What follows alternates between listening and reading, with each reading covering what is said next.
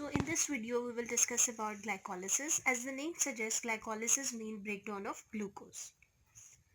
So when glucose is broken down, it is converted into pyruvate. In human body we have two mechanisms. We have a mechanism of breathing and respiration. Before getting into detail of this topic, we will first discuss what is breathing and what is respiration. Breathing is a physical act of moving air in and out of our body. So it is a physical act of gaseous exchange, whereas respiration is the generation of ATP at the cellular level. So the gaseous exchange and the generation of ATP which take place at the cellular level is called respiration, and the breathing is a physical act of gaseous exchange. In human body we have two types of respiration: aerobic and anaerobic. In aerobic respiration, for the generation of ATP you require oxygen. In anaerobic respiration, ATP is produced in the absence of oxygen. Glycolysis is such a type of procedure. It is such a procedure which takes place in aerobic and anaerobic in both cases. So the initial and the most first step which take place for the generation of energy is glycolysis, which is same for aerobic and anaerobic. So the steps we are going to study in the glycolysis will be same for aerobic condition and for anaerobic condition. For glycolysis, we should have availability of glucose, and this procedure take place in cytoplasm. So for the glycolysis, we should have availability of glucose in a cytoplasm. The procedure of glycolysis take place in the cytoplasm. This glucose is converted into glucose 6-phosphate, 6-phosphate. In glycolysis process, we will first discuss the product which are going to be formed. Then we will use the mnemonic for the enzymes which will take part in the formation of in the glycolysis procedure. So glucose is first converted into glucose 6-phosphate. This glucose 6-phosphate is converted into fructose 6-phosphate. This fructose 6-phosphate is then converted into fructose 1,6-bisphosphate. Fructose 1,6-bisphosphate. At this step, fructose 1,6-bisphosphate will be converted into two compounds. One is dihydroxyacetone,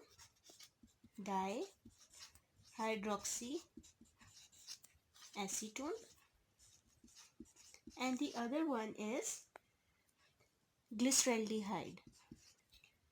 You should remember that dihydroxyacetone and glyceraldehyde, these both are trioses,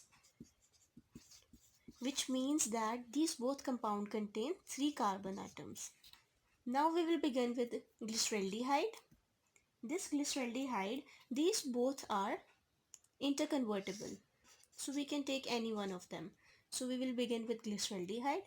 This glyceraldehyde will be converted into 1,3-bisphosphoglycerate. It will be converted into 1,3-bisphosphoglycerate.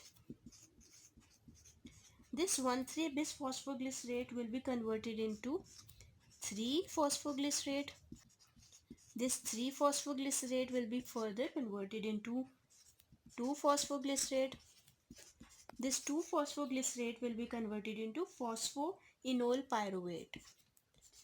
Phosphoenol pyruvate. This phosphoenol pyruvate will give us our final product, which is pyruvate. So always remember that in this whole cycle of glycolysis, the end product which is formed is pyruvate. So these were the sequence of the products which will be going to be formed in the breakdown of this glucose. The first one was glucose 6-phosphate. The first glucose will be converted into glucose 6-phosphate. Glucose 6-phosphate will then further converted into fructose 6-phosphate. This fructose 6-phosphate will be converted into fructose 1,6-bisphosphate. At this stage, this compound will be further broken down into two compounds, dihydroxyacetone, which is a ketone form, and glyceraldehyde, which is an aldehyde form. Glyceraldehyde will be converted into 1,3-bisphosphoglycerate. Then 3-phosphoglycerate, 3-phosphor will be converted into 2-phosphoglycerate, 2-phosphor will be converted into phosphoenol pyruvate, and then our required product, which is pyruvate. Now we will see the enzymes which are going to take place and which will help in the formation of these all respective products. For easy remembering of the enzymes, we will make a mnemonic: high FADK MAC. So this is our simple mnemonic for all the enzymes which we are going to place over here. So that will help in the formation of these respective products. So you can use this mnemonic. This is high. You can say FADK MAC. High FADK MAC. The first letter of the mnemonic is H, which means hexokinase. Hexokinase. This enzyme will take place in the first step. Hexokinase. Hexokinase. This enzyme will take part in this first step in the conversion of glucose into glucose 6-phosphate. The second one is I, which is isomerase. This enzyme will take part in the second step over here, isomerase, for the conversion of glucose 6-phosphate into fructose 6-phosphate.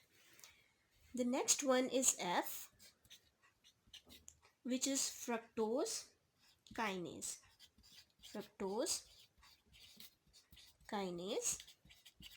This will react over here and will convert fructose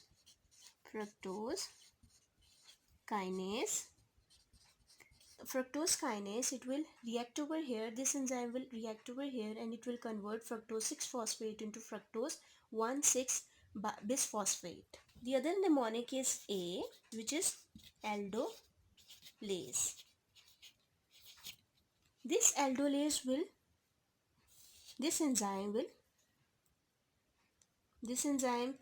will act here, aldolase, and this enzyme will convert fructose 1,6-bisphosphate into glyceraldehyde.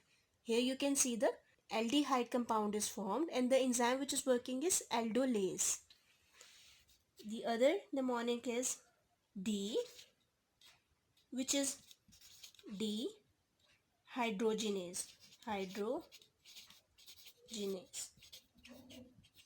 This enzyme will act over here, dehydrogenase. This will react over here and it will convert this glyceraldehyde into 1,3-bisphosphoglycerate. The other mnemonic is K, which is kinase. This kinase enzyme will act over here, kinase, and it will convert 1,3-bisphosphoglycerate into 3-phosphoglycerate. The other mnemonic is M. We'll write over here M for mutase.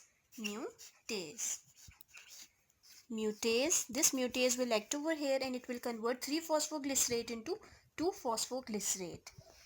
The other is E for enolase.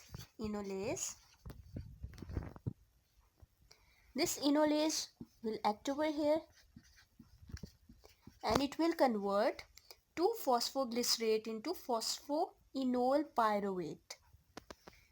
Last, K K for kinase. This enzyme will finally act over here and will convert this compound phosphoenol pyruvate into pyruvate. So this was all about the glycolysis process. We have discussed the process of how glucose is broken down in cytoplasm and how this pyruvate is formed. Glucose is first broken down into glucose 6-phosphate, then fructose 6-phosphate, fructose 1,6-bisphosphate. Then it is converted into two compound. One was dihydroxyacetone, which we have raised, and the other one was glyceraldehyde. These two were mutually convertible. This was converted into 1,3-bisphoglycerate, then 3-phosphoglycerate, then 2-phosphoglycerate, then phosphoenol pyruvate, and this phosphoenol pyruvate is then finally converted into pyruvate. This pyruvate is then further utilized and used in Krebs cycle for the synthesis of ATPs, which we will discuss in our next lecture.